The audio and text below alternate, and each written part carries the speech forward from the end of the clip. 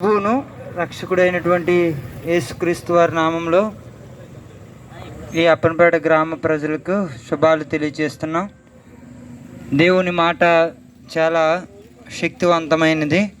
ఈ లోకంలో ఎన్నో మాటలు మనం విన్నప్పటికీ కూడా వాటిలో అంత శక్తి ఉండదు. కానీ దేవుని మాటలో మనుషుల్ని బాగు చేసే శక్తి ఉంది. చనిపోయిన వారిని లేవదీయగలిగినటువంటి శక్తి దేవుని మాటలో ఉంది. గుండె చెదరని వారిని బాగు చేసేటటువంటి శక్తి దేవుని మాటలో ఉంది. కృంగిపోయిన వారిని లేవనెత్తే శక్తి దేవుని మాటలో ఉంది. కాబట్టి ఈ మాటలు వినగలిగితే గనక ఎంతో మేలును మీకు కలుగుతుంది. కాబట్టి ఈ మాటలందు విశ్వాసం ఉంచి ఆ ప్రభువుని తెలుసుకుంటే గనక ఇంకా ఈ లోకాల్లో మన యాత్రను ముగించిన తర్వాత ఏ మనిషి అయినా సరే ఈ లోకాన్ని విడవలసినటువంటి ఒక రోజు అనేది ఉంది. కాబట్టి ఆ రోజు తర్వాత ఈ లోకం విడిచిన తర్వాత ఒక రోజున పరలోకం అనే ఒక గొప్ప పట్టణం అనేది మానవులందరికీ కూడా సిద్ధపరచబడింది. అలాగే ప్రభువును నమ్ముకున్నటువంటి వారు ఆ పట్టణంలో స్థానాన్ని సంపాదించుకుంటారు. లేదు అనుకుంటే కనుక నరకం అనేది ఒక భయంకరమైనటువంటి స్థలం ఉంది. అక్కడ అగ్ని ఆరదు, పురుగు చావదని బైబిల్ గ్రంథం సెలవిస్తూ ఉంది. అగ్ని ఆరదు, పురుగు అంటే మానవుని యొక్క ఆత్మ, మనిషి యొక్క ఆత్మ దానిలో పడితే ఎంతో యాతన పడాల్సినటువంటి స్థితి. ఈ లోకంలో మనం బ్రతికితే 70-80 సంవత్సరాలు బ్రతకచ్చు.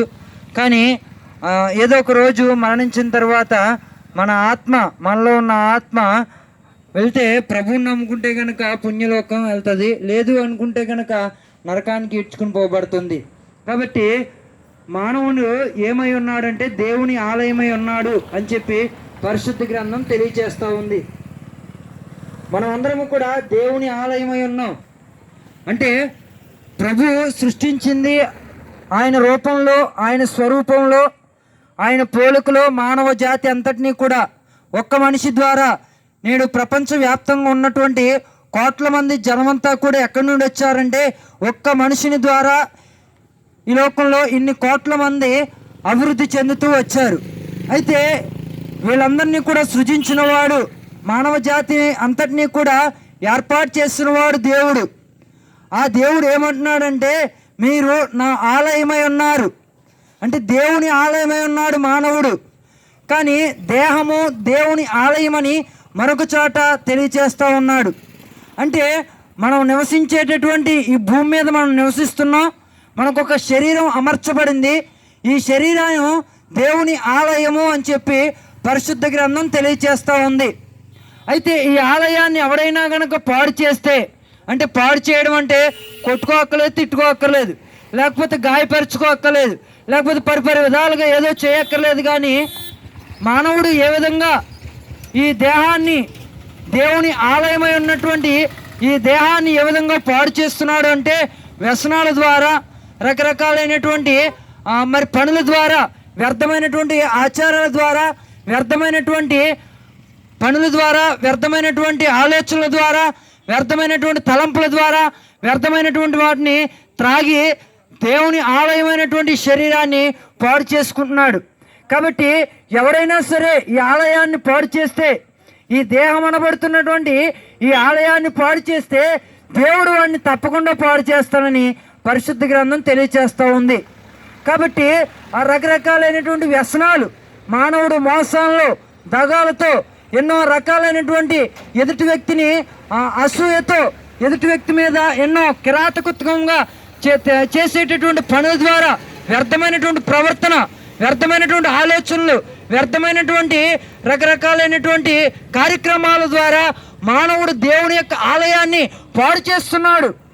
మోసాలు చేస్తూ, లంచాలు తీసుకుంటూ, పొరుగువాన్ని హింసిస్తూ, తనది కాని దాన్ని ఆశిస్తూ, ఎన్నో రకాలైనటువంటి తదితర కార్యక్రమాలు చేస్తూ దేవుని ఆలయం అన్నటువంటి ఈ దేహాన్ని పాడు చేస్తున్నాడు. కాబట్టి ఈ మాటలు వింటున్నటువంటి ప్రియ జనాంగమా, ఒకవేళ ఇలాంటి ఆచారాలతో, ఇలాంటి వ్యర్థమైన ప్రవర్తనతో గనక మీ జీవితాలను కొనసాగిస్తే గనక దేవుడు మిమ్మల్ని తప్పకుండా పాడు చేస్తానని చెప్పి పరిశుద్ధ గ్రంథం తెలియచేస్తూ ఉంది. అంత మాత్రమే కాదు, పాడైపోయినటువంటి వ్యక్తులను, పాడైపోయినటువంటి ఈ జీవితాలను, పాడైపోయినటువంటి ఈ ఆలయాన్ని దేవుడు మరలా బాగు చేయడానికి ఆయన ఒక ఉద్దేశం కలిగి ఉన్నాడు. అయితే ఎలా బాగు చేస్తాడు? దేని ద్వారా?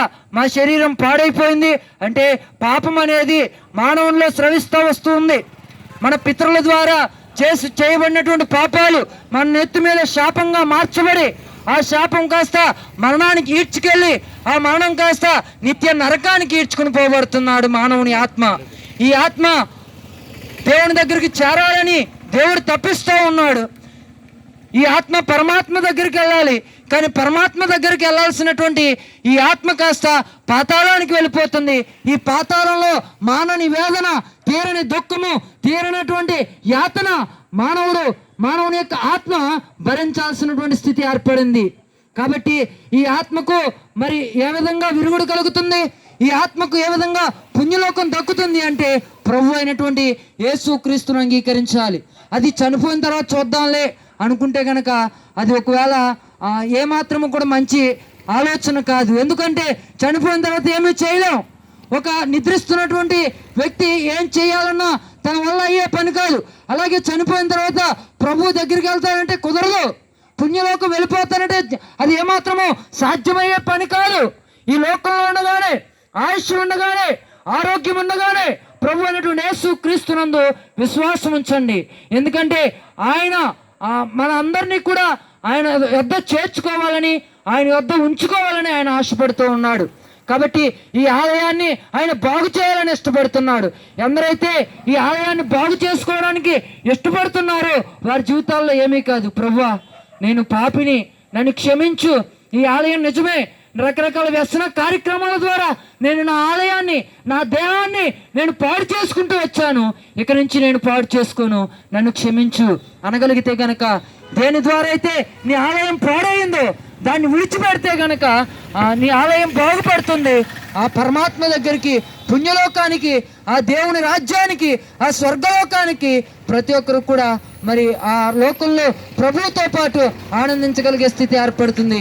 కాబట్టి అట్టి భాగ్యం దేవుడు మీకు అందరికి ఇవ్వాలని ఈ యొక్క సమయంలో ఈ మాటలు తెలియజేస్తూ ముగిస్తున్నాం. దేవుడు మిమ్మల్ని, మీ కుటుంబాలను, మీ ఆలయాలను బాగు చేసి పరలోక రాజ్యపు వారసులుగా చేయనుగాక. ఆమేన్. మహాపరిశుద్ధుడా, మహోన్నతుడా, సర్వోన్నతుడా, సర్వాధికారి, సర్వసృష్టికర్త, సర్వాంతర్యామి, పూజనీయుడా, పూజింపదగినవాడా, మహాగరుడా, మహోన్నతుడా, అద్వితీయ సత్యదేవా, నీకు స్తుతులు స్తోత్రాలు ప్రవ్వా. నాయన ఇంతవరకు ఇగో మీ దాసులు నిలబెట్టుకుని ప్రవ్వా, నాయన నీ ఆశ్చర్యకర మాటలు, నీ అమృతకరమైన మాటలు ఇదిగో నా తండ్రి వినిపింప చేసినావు తండ్రి. నరుని ఆత్మ యెహోవా పెట్టిన దీపం అని ప్రవ్వా, ఎవరైతే నా ఆలయాన్ని పాడు చేస్తారో వారిని నేను పాడు చేస్తానని వాక్కు చదివిస్తున్నాను ఆయన. అయ్యా నువ్వు పెట్టిన ఈ దీపం నిత్యము వెలగాలి అంటే ప్రవ్వా, నీవే నిజమైన దేవుడు, పరిశుద్ధుడు, పరమాత్ముడు అని ప్రభు గుర్తెరగటానికి నాయన ప్రతి ఒక్కరిని మీరు దర్శించండి ప్రభా, ఆకర్షించండి ప్రభా. ఎందరైతే ఈ మాటలు విన్నారో ప్రభా అందరు కూడా ఆలోచింపు చేయి దేవాని స్తోత్రాలు. నాయన నా తండ్రి హృదయం అనే తలుపునొద్దను నేను తట్టుచున్నానని నీ వాక్కు చదివిస్తున్నాయన. ఎవరైతే తలుపునొద్దను గుండి తట్టుచున్నావో నాయన, ఎవరైతే ఈ మాటలు అంగీకరిస్తున్నారో నాయన, అంగీకరించిన ప్రతి ఒక్కరిని మీరు దర్శించండి ప్రభా. నాయన ఇగో నా తండ్రి నీ స్తోత్రాలు. పాపము చేత, శాపము చేత, అతిక్రమం చేత, అన్యాయం చేత ప్రభా కొట్టబడుచున్న నీ పిల్లలు నువ్వు దర్శించు, నువ్వు ఆకర్షించు నాయన. నాయన ఈ సర్వ సృష్టికి సువార్తను ప్రకటించడం నీ వాక్కు చదివిస్తున్నాయన. నా తండ్రి నీకు స్తోత్రాలు. ఈ సువార్త ప్రకటించుచుండగా ప్రభునందు మీ ప్రయాస వ్యర్థము కాదని నీ వాక్కు చదివిస్తున్నాయన. అయ్యా ఈ సువార్తలో పాలు పొందుతుండగా తండ్రి నాయన, ప్రార్థించేవారు ప్రార్థిస్తూ ఉండగా, వాక్యం ఎద్దజల్లేవారు ఎద్దజల్లుచుండగా ప్రభా మీరు కార్యం చేయండి నాయన. ప్రార్థన చేయటం మీ వంతు, కార్యం చేయటం నా వంతు అన్నా ప్రభా. ఇగో ప్రార్థించి ప్రభా నీ చేతులకు అప్పచెప్పుచుండగా ఎవరిని ఎలా దర్శించినాయన్నారు, ఆకర్షించినాయన్నారు, ఆకర్షించి దర్శించమని, నీ మహిమలోనికి, నీ పిలుపులోనికి నీ పిల్లలను పిలవమని, నీ సెంతకు చేర్చమని, సహాయం ఇచ్చేయమని యేసు ఉన్నతమైన నామమున అడుగుచున్నాం తండ్రి. ఆమేన్. హల్లెలూయా. మా తండ్రి నీకు వందనాలు ప్రభా. ఈ సమయంలో ప్రభా ఈ అప్పన్నపేట గ్రామం అంతా కూడా నీ సువార్తతో నింపడానికి, అనేక చోట్ల నిన్ను గూర్చినటువంటి సువార్త తండ్రి ప్రకటించడానికి నువ్వు మాకు అనుగ్రహించిన ఈ కృప అంతటిని బట్టి నీకు స్తోత్రాలు. ఏ చోట అయితే నీ మాటలు విత్తడానికి నిలవబడ్డామో ఆ చోటల్లా నీ ఆత్మకార్యాలు మీరు జరిగించండి. బలమైనటువంటి రీతిలో అనేక హృదయాలను మీరు మార్చి ప్రభా మారు మనసు రక్షణ అనుభవంలోనికి నడిపించండి. అయ్యా సహకరించిన ప్రతి బిడ్డను దీవించండి. నిలవబడి చెప్పిన ప్రతి బిడ్డను కూడా మీరు ఇంకనూ అభిషేకించి వాడుకోండి ప్రభా. ఈ రాత్రి జరగాల్సినటువంటి సువార్త కూడికలో కూడా నీ సన్నిధి మాకు తోడుగా ఉంచి బలమైన రీతిలో నీవే మాతో మాట్లాడి ఈ గ్రామస్తులతో మాట్లాడి మీ నామానికే సమస్తమైన మహిమ ఘనత ప్రభావాలు పొందుకొనమని అయ్యా రాంబాబు గారు వారింటి వద్ద జరుగుతున్నటువంటి ఆ కూడిక అంతట్లో కూడా నీ దాసుల్ని ఎత్తి పట్టుకొని మాట్లాడి మహిమ తెచ్చుకొనమని యేసునామమున అడుగుచున్నాం తండ్రి. మన తండ్రి అయిన దేవుని ప్రేమయు కుమారుడైన యేసుక్రీస్తు వారి కృపయు పరిశుద్ధాత్మ అన్యోన్య సహవాసమైన సన్నిధి ఇక్కడ కూడిన మనకు ఆయనందు విశ్వాసించిన వారందరికీ సదాకాలం తోడైండును గాక. ఆమేన్ ఆమేన్ ఆమేన్. అందరికీ వందనాలండి.